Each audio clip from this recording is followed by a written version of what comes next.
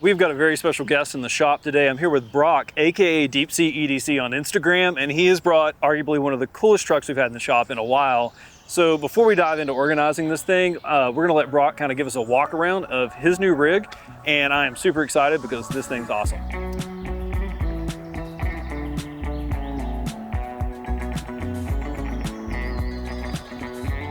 So this is my 1971 Land Rover Santana Series 2A.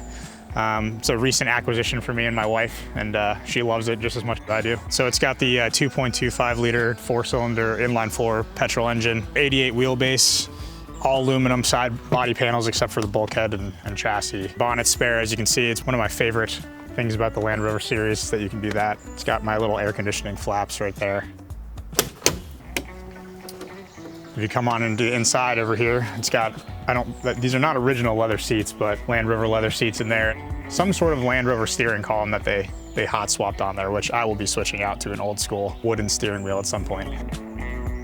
Yeah, I think it only has about a 10-gallon tank, maybe 8. I'm not entirely sure yet. I haven't filled it all the way up.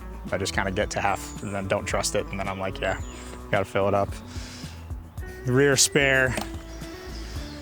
So the top on this is actually kind of interesting because Land Rover Santanas, this is a Colombian Land Rover Santana, and so they didn't come with the original tops as far as I'm aware that Land Rover and Solihull would make. And so this is a Colombian top that they retrofit on there. And I actually have a vintage advertisement that has these other tops that they all had that look completely different than the English Solihull ones. Decent amount of space in the back.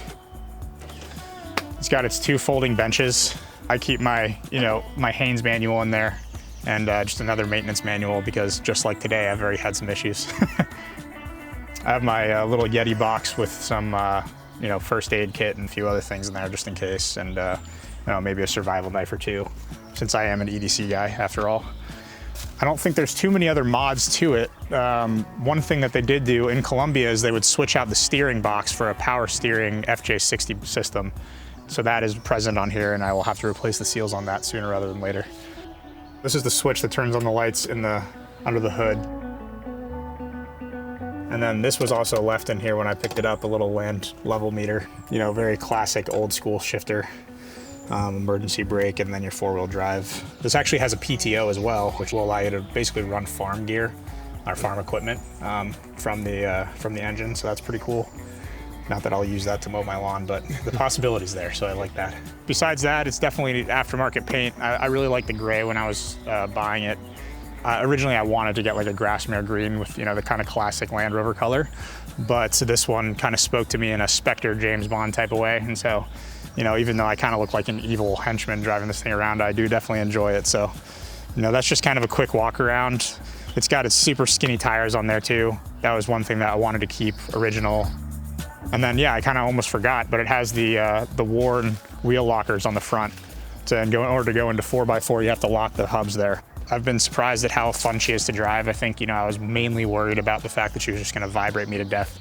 But it's actually pretty nice for what it is. So I've definitely enjoyed it and looking forward to getting around some trails around Charlottesville. So one of the kind of like really neat things about this is that, all cars now are essentially the same, right? Yep. Well, this is not. Like, your front seat doesn't have headrest. Your front seat isn't even, like, the back isn't even accessible. Yeah. So, like, our seat back panel's not gonna work. Headrest first aid kit, not gonna work. But let's go around to the back and check out a spot that I think we can kind of utilize. Yeah, that sounds great. There's actually one thing that I wanted to show you is there's these metal tabs that come up. I don't know if you saw them. Yeah, so you might be able to hang something from that. Oh, that's true, yeah. So, yeah. But we can just, I'm fine with drilling wherever. Yeah, we'll take a look at the Land Cruiser at it because it's one of our kind of like more compact and square ones, and see how that measures up and go from there. Because especially with this like domed roof, you would have a lot of space for like jackets, a blanket, stuff like that. So, all right, so this thing has tiny visors. I mean, by any modern standard. I wonder if we could do something in here. Like, oh yeah, it goes through, maybe. Oh yeah. Yeah, you can probably run it through there. Maybe that'll make sure you get it. I don't know, maybe knocks the lock, but. Oh yeah. Oh. Oh crap! It's so close. It is so close. Like. Yeah. Okay, sweet. Yeah, I mean, if you're cool with it, it overlaps right here just a little bit. I don't mind. I think that looks sweet. So I'm thinking water bottle here, and if you want to do fire extinguisher here, we can probably wrap that around. 2 water bottles or that and a GP. So if you want to just like a pouch just to hold stuff, yeah. Yeah. And then by chance, if you do want to remove that, it's 2 G hooks. Super easy. This space here, you could really put a lot in there. And even if that was loaded down, I think that'll go there, and then we'll stick that first aid kit beside it. Yeah. Medium first aid kit, I think is gonna go really well right in there with your tools. And once that's full, kind of set in there, what's neat about that space is even when your jump seats are up, like it's, you know, totally protected. Yeah, fits perfect. Nothing's gonna come out the bottom. So yeah. Look at that. Yeah. Oh, wow. Yeah, I didn't even notice. No, I didn't either. So yeah, they just literally G hooked it around these tabs. You can still draw it up some here. Oh, that's perfect. I'm gonna throw it. Yeah. Truck blanket, telling you. Truck blanket. We all preach the truck blanket here. I'm all about it. Yeah. It's perfect. Can I throw a jacket up there too? Yeah. No, I mean, you know, when you're camping, especially when, you know, even in the winter. Yeah. So These things worked out really well. Just yeah. a little tab up there.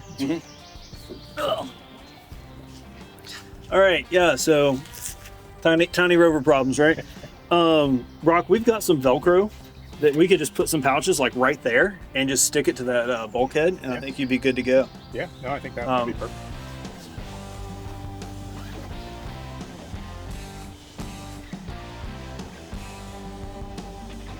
A truck that inherently does not have a lot of storage now has got quite a bit, so that's really cool. I'm super stoked. Thank you guys so much. Like, this is amazing. If you enjoyed the walk around with Brock's Rover here, be sure you check out the podcast.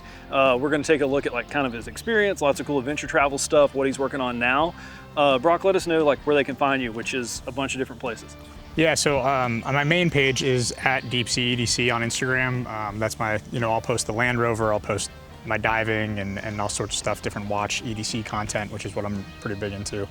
And then, you know, I'm also marketing coordinator for Mark II and Torrent Grayville watches, so you can always hit me up there if you need that. And then, yeah, I mean, those are pretty much the 2 main ones. Yeah, we're going to talk about like Project Recover on the podcast, so really good work they're doing there.